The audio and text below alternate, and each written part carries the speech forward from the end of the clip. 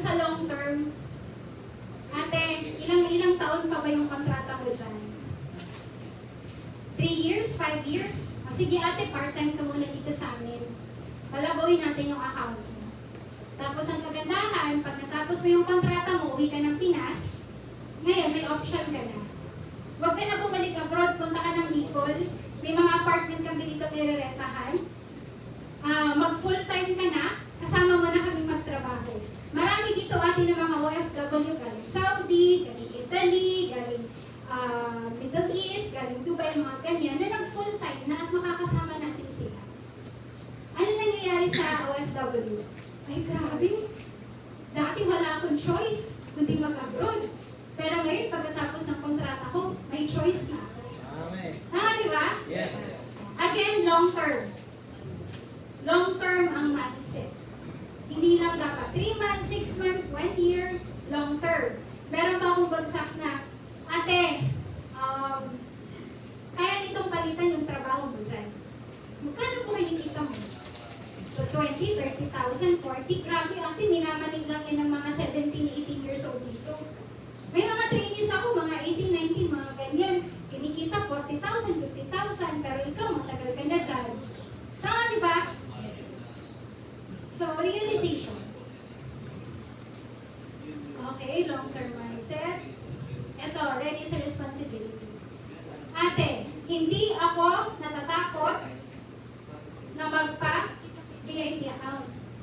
Kasi ready ako sa responsibility. Sinasabi ko yan. Ready kami ate. Alam ko yung trabaho sa isang VIP account. Alam ko yung sipag na dapat kong ibigay. Alam ko yung tiyaga na dapat kong ibigay. Kaya ate, your money is safe with us. Ito na yung buhay namin. Ito na yung ginagawa namin araw-araw. Ang dami na namin give up para mag-full-time dito. Tama ba? Yes. Kaya hindi kami natatakot sa VIP account mo. Kaya namin yan palagoy. Pakita mo. Kaya mo. Pakita mo. Yung na-ready ka sa responsibility. Again, marami ang hindi nakakapag-VIP kasi takot ka sa responsibility. Pero hindi mo kailangan matakot kasi ito na yung buhay mo. Sino ba dito na hindi pa niya ma-accept na ito yung buhay niya? Wala naman. O bakit kayo natatakot? Ito na yung buhay niyo, ito yung ginagawa niyo araw-araw. Yung posible naman sa lifetime niyo, di kayo makapagpakita, magpa-income ng isang metaverse. Meron pa nga ako mga bagsak. O sige ate, kapag di ka kumita kahit 20,000, babalik ko sa'yo pera mo. Yung mga ganyan bagsak ako. Magkano lang naman? 20,000. O di ilagyan mo ng isang techno. Bangga-bangga mo naman. Tama, di ba? Again, belief, commitment, di ka takot sa responsibility. Gets? Yes. Okay, lifetime career. Ito, ate. Nagsimula ako 27, single. Ngayon, after 10 years, may asawa na ako. Nandito pa rin ako. Papakita mo yung commitment mo, papakita mo na seryoso ka na ginagawa mo to. Na hindi mo lang to ginagawa, na pang 1 year lang or 2 years ka. Again, pakisabi long term. Long term. Long term, dapat ang mindset. Okay? Promo price. Ito yung ginagawa namin na hindi ko sinabing gawin nyo din. Pero effective. Ano yung promo price? O sige, sasabihin nila, pwede bang next month na lang ako mag-join? Next month. Okay, for example, sabihin natin for example, 50,000 mo na Technoverse. Okay, napag-usapan natin Technoverse. Sabi ng client, next month, pwede bang next month na lang ako mag-join? Anong bagsak ko? Ate, alam mo ba, naka-promo price yan ngayon. Ang totoong price niyan, ang regular price niyan, 100,000. Kapag na-avail mo yung promo price ngayong September, 50,000 lang yung babayaran mo. Pero pag Pag nag-October na, 100,000 na yun. Nag-gets niyo? Promo price. Okay lang 50, okay lang naman 100. Pero, minamindset na, ang mindset kasi namin, dapat ngayon. Hindi bukas, hindi next month. Dapat ngayon. So, ang mindset namin, kaya ate, mas maganda, para ma-avail mo yung promo price, gawan mo ng paraan ngayong buwan. Kasi malaki ang mamemenos. Tapos kung hindi talaga kaya ng 50, punta naman kami sa 20. Okay? Paano yung bagsak sa Mega? Ate, alam mo ba naka-promo price yan? 300,000 na yun next month. Ngayon, 200,000. Yes? Yes. Okay. Q&A, ayun our privileges. Okay na. O, doon naman tayo sa belief. Anong oras na ba? Mahaba na ba ako? Okay na. Anong oras na? 7? Sige. Believe, baka sabi believe. Sino ang mga nagbo-boosting? Okay. Sino ba yung naka-experience na last money tinaya sa boosting, may naka-hot speed? Marami? Okay. O, ganito lang yan. Ang ibig sabihin ko. Believe. May 1 million kang budget sa boosting, pero wala kang belief na makakapagpa-hot speed ka. Versus sa 200 pesos na last money mo, pero 100% or 200% ang belief mo makakapagpa-hot speed ka. Alin ang magiging effective? 200. So, ibig sabihin, ang sagot doon, belief. Dapat malakas ang paniniwala mo. Malaki man yan, tayak mo sa boosting o maliit, makakapagpa-hot speed ka. Guys, kaya? Yes. Belief talaga. Belief. Isa pa sa belief, nung nagta-travel ako sa Manila, ang dami kong ginagawa. Pero nakailang megaverse ako. Tama? Yes. Sabi ng mga havers ko, paano mo ginawa objects? Sabi ko, belief. Belief na kahit marami akong ginagawa, and once na nahawakan ko yung messenger ko, kahit ilang minuto lang yan, sobrang lakas ng belief ko na lahat ng kausap ko, mapapa-VIP ko. Belief. Gets? Again, pakiulit. Believe. Kahit 5 minutes o 10 minutes mo yung kausap, kahit 1 minute mo lang yung kausap, pero grabe yung paniniwala mo, nakakapagpa-hot speak ka, mangyayari at mangyayari yan. Tama? Yes.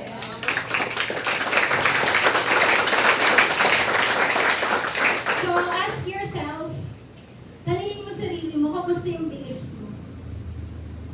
Lalo na sa mga wala pang direct, sino pa dito ang mga wala pang direct? Oy, ayaw umamin. May training kayo kay Mentor Chat. Next month, sa mga walang direct. And so, sa mga walang direct, tanungin mo sarili mo, kamusta yung belief mo? Okay? Kamusta yung belief mo? Baka kasi hindi ka talaga naniniwala na kaya mo. Hindi ka naniniwala na magkakadirect ka. Hindi ka naniniwala na magkaka-hotspot ka. Di ba sabi nga, believe? Believe in the company. Believe in the product. Believe in the marketing plan. Believe in your mentor. Believe in your cross lines. Most importantly, you believe in yourself. Very basic pero nakakalimutan. Tama, di ba? Sobrang nakakalimutan. So ngayon guys ha, bago kayo umuwi, kausapin mo sarili mo. Okay? Sabihin mo, I believe in you na kaya mo. Yung mas ramdam mo. Yung mas ramdam mo, sige, 1, 2, 3, go! I believe in you. Kaya mo magpa-megaverse? Yes! Kaya mo magpa-VIP? Yes.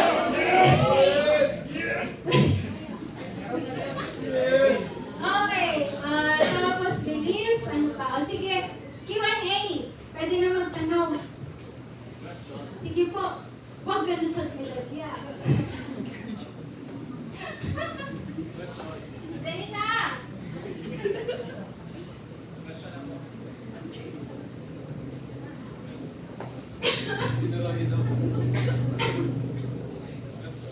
Sa council po, wala ko entertain na question. Sana lang po, dito,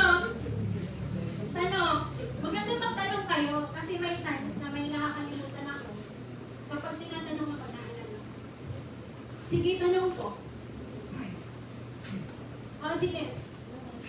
Oo. Ayan. Bago po mag-start ay, di ba po, first na video call, ano po muna natin yung sinasabi niyo? Normal po na ginagawa natin. Okay. Very good question. Or, kasi po nasa kanina dyan mentor, nasa kalagitnaan na po yung video. Oo. Ano po yung sinasabi niyo? Very good. Ganito yung gawain natin. Di ba? Napanood na nila yung rated ko na sa ads. Sabi na, ang bagsak ko, grabe ate, congratulations kasi nakausap ka namin. Alam mo ba, hindi na namin halos lahat ma-entertain yung nag-i-inquire. Nakita mo ba yung likes doon? Yung comments and yung views? Thousands and millions na. Kaya congratulations ate kasi nabigyan ka namin ng time. Yes? Nabigyan ka namin ng time. Kaya pag nakausap mo kami, ang swerte-swerte. Diba? Solid. Umpisa pa lang. Umpisa pa lang na solid. Diba?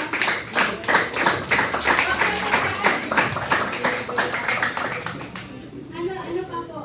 Sir, yung ginagawa niyo yung video natin, Oo, rated K pa rin.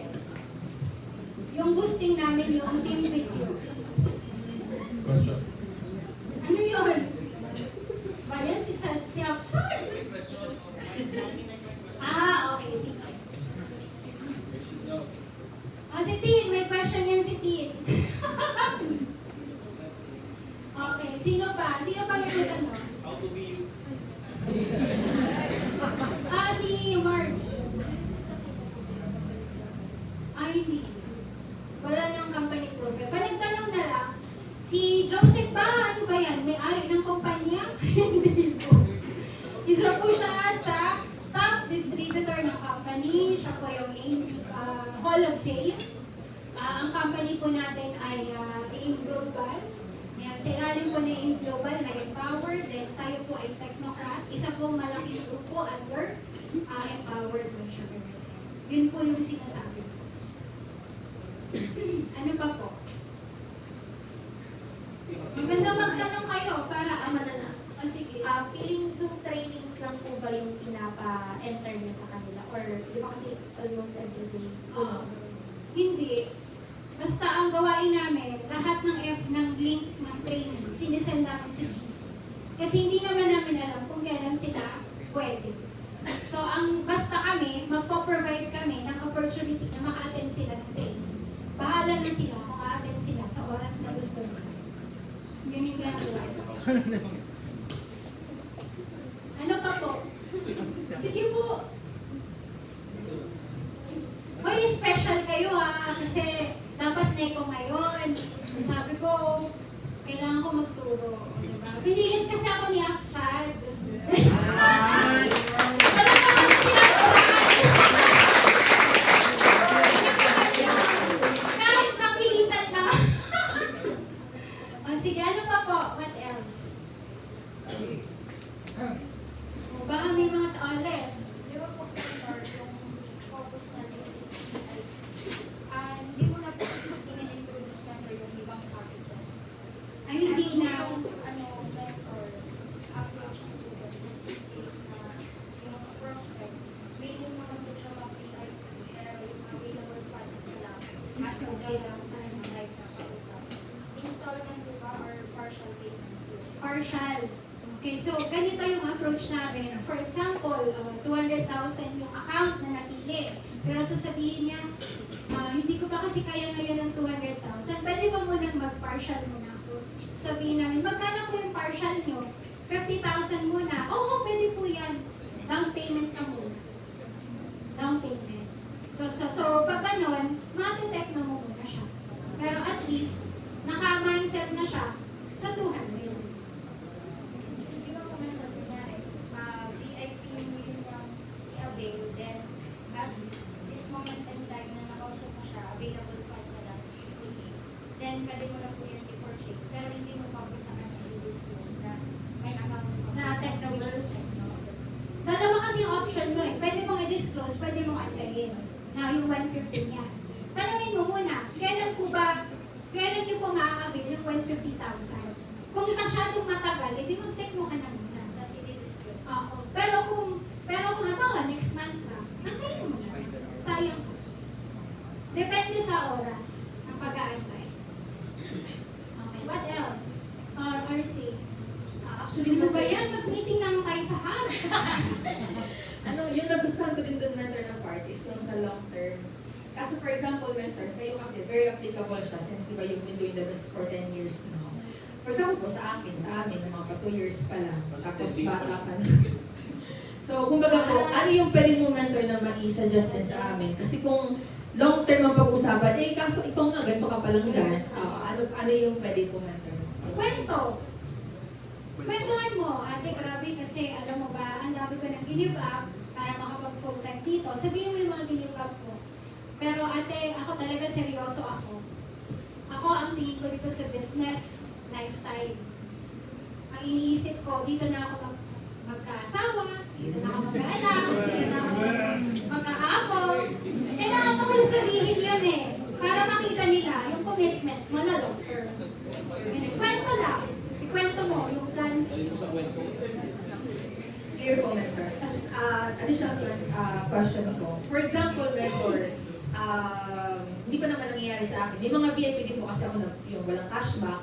Pero just in case, hindi naman sa ina-attract, pero para lang po prepared. Or ikaw, mentor, na-experience po ba na nalaman nila, may cashback pala. Or for example, sabi ko din po kasi sa mga Zoom, wala po kayong pinipili. What if mapanood sila na may mga cashback? Tama saan yan? Ano po yung solution sa ganun? Mas maganda pa rin yung walang cashback. Kasi na-experience ko doon, kasi may una na akong naka-VIP yung Canada. Technoverse din, walang Neoverse. Okay, yung taga-Canada ko, napaka-analyst. Tinitingnan niya talaga kung lalabas yung 31 accounts. Lumalabas pa ba ganun? Hindi siya lumalabas. Whereas yung kay Ate Nova, naka-megaverse siya, isang direct lang, lumabas lahat na 31. So yun ang pinapakita ko, pinapaintindi ko sa kanila. Mas lugi kapag yan, kasi sobrang tagal na lumabas yung accounts mo sa Gynecology system. Pero pag naka-megaverse ka na walang cashback, isang direct yun, lalabas na yun lahat. Mas long term to, kesa ito. Ayun din nga yung sinasabi ko, na pag na-mindset mo sila sa cashback, ang intention nila, o ang ano lang nila, tawag nito, yung yung na-push lang sila dahil sa pera. Tama? Na-push lang sila dahil sa may pera. Ngayon, hahanapan ka ulit ng pera. Pag wala kang nailagay, ano mangyayari? Magagalit. Whereas, kung na-mindset mo sila na long term, hindi ka nila hahanapan. Again, the word is long term. Okay, papakita mo lang long term natin ito gagawin. Makikita mo ako 5 years, 10 years, kahit mag 50, 60 ka dito, nandito pa rin tayong dalawa. Lifetime. Ayun pa, isang beses ka maglalabas, habang buhay ka, makikinabang. Alam na natin yun. Yung mga MCs, alam na natin yun, di ba? Pero hindi lang natin babagsak usually. Kasi more on ano tayo sa madaling resulta. More on sa madaling nakikita. Pero kung gusto mo makakuha ng maayos na ka-business partner, ka-negosyo, doon ka sa long term. Kasi mas yung mga pera sila. Kasi usually, yung mga nasa first row, may mga pera naman, pwede naman pagbayad. Kahit nga yung mga nasa Asia and Middle East. Pero ang tanong, paano mo aalagaan yung pera nila? Paano mo mapakita na hindi mawawala yung pera nila? So mapapakita mo yun by means of sharing. Ito, ate, long term tayo dito. Hindi lang to 3 months, 6 months, 1 year. Diba? O ate, tapusin mo yung kontrata mo dyan. Pagkatapos mo dyan, punta ka Bicol, dito ka na magtrabaho. Kasama ko. Tama? Again, long term. Okay, ano pa po? Yes. Okay, teka. Yung sa contest, di ba yung sa VIP, may 5,000 po sila na budget for boosting. Yes. Tama po. Opo. Now, knowing the nature po ng boosting, after po ng 5,000, ano na po yung ina-explain niyo po sa kanya ng budget and ina-explain mo din po ba sa kanila yung nature po ng boosting na minsan meron, minsan wala, minsan wala? Oo. Pag halimbawa sa 10 days na yun, pero dapat gagalingan mo sa 10 days na yun. Dapat meron. Sa 10 days na yun, masyado namang dami na nun eh. Diba? 10 days na boosting. Galingan mo. Ngayon, pag wala kang nakuha, worst comes to worst, sa sinasabi namin, ate, tanim mo yan. Tanim. Mga tanim mo yan. Ipa-follow up natin yan. So, para mas marami tayong i-follow up, tapos pag marami tayong i-follow up, marami tayong makukuha ang kliyente, dagdagan natin yung boosting. Tapos, before naman kasi, di ba dito pa lang sa 3 steps, dito sa requirements, nasabi na natin na magpopondo sa ads. So, alam na nila yon. Kaya nga, ang bagsak dito, ate, you're very lucky kasi ang first month na advertising mo, libre, worth 5,000. Tapos, magkano naman yung ibabayad ko na next month? Ikaw pa bahala. Pero si Facebook, ang effective, 4 days, 2,000. Tama? Okay, ano pa po? What else? Cars. Ano RSA? Ano, operator, kasi for example po sa akin, Ayun, OFW mentor na ano. Ang sa experience ko mentor, talagang 50-50 siya. 50-50 na i-keep ko, may percent na po na hindi talaga. Sa inyo mentor, curious lang din po, ano yung way niyo po ng Keeping? OFW? Na sobrang busy na rin. Okay. Ang keeping. Keeping ng mga OFW? Okay. Ako sa part ko, ang keeping ko relationship. Relationship. Kwentuhan, kausap, ganon, relationship. Tapos, para mag long term, itong habber, binijowa ko. Hindi. Guys, again, linawin ko. Professional business relationship.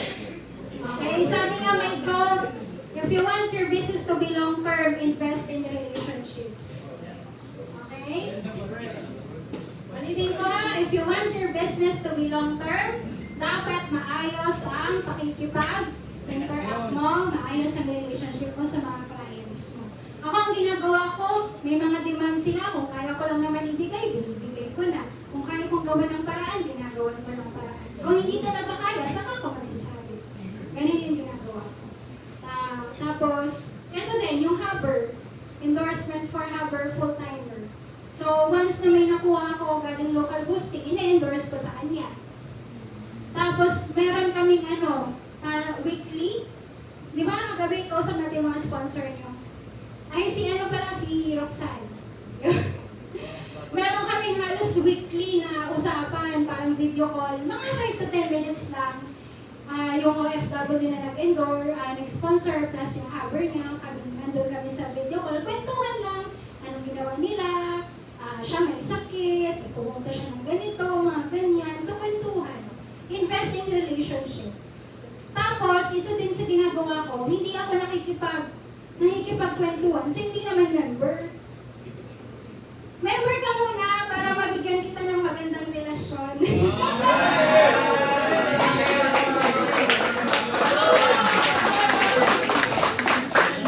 ako yung ang haba na ng rapport, tapos magpe-present ka, wala naman, ayaw naman.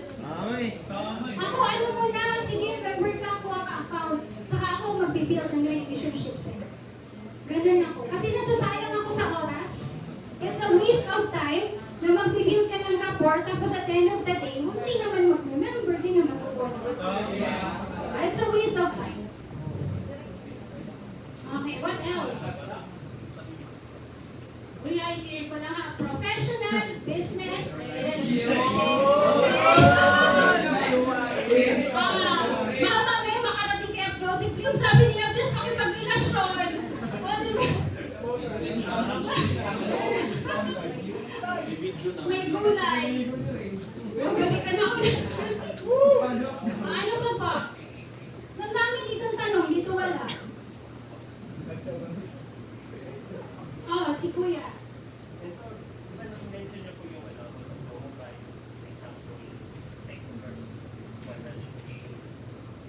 month certificate. Na naisip ko yun. May mga nag-VIP na pinag-aaralan din yung business. Siyempre, malalaki din Na ano? hindi naman. Na promo price, hindi promo price. So far, wala naman na ano sa amin yun. Kasi, pag naging member na sila, malalaman nila, strategy pala yun. Technique pala yun. Ganon. Strategy pala yun. Kasi pwede naman nila gawin yun sa mga prospects nila. Diba? Technique yun. Technique. Nahiwagang technique. What else? Okay na? Wala nang tanong? Meron pa, mga 10.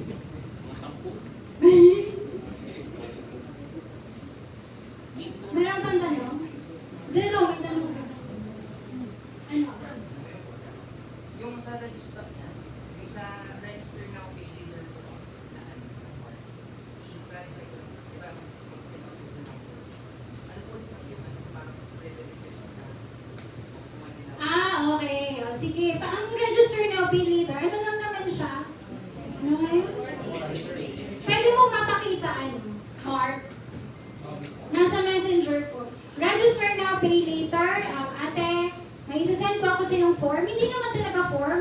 Para lang siyang ano, kinopy and paste. Oo. Sabi ko dito, ate, may isasend sa, ang last step natin is register now and pay later program. So ngayon, may isasend sa iyo ng form si Coach Samantha, i-fill up mo lang po siya. Tapos, kapag na-fill up mo na, i-send back mo sa kanya. Ano yung kagandahan pag na-fill up mo na? Okay, pwede ka na namin i-register ngayon. Okay? Pero, makukuha mo, ayan o, register now, pay later, complete number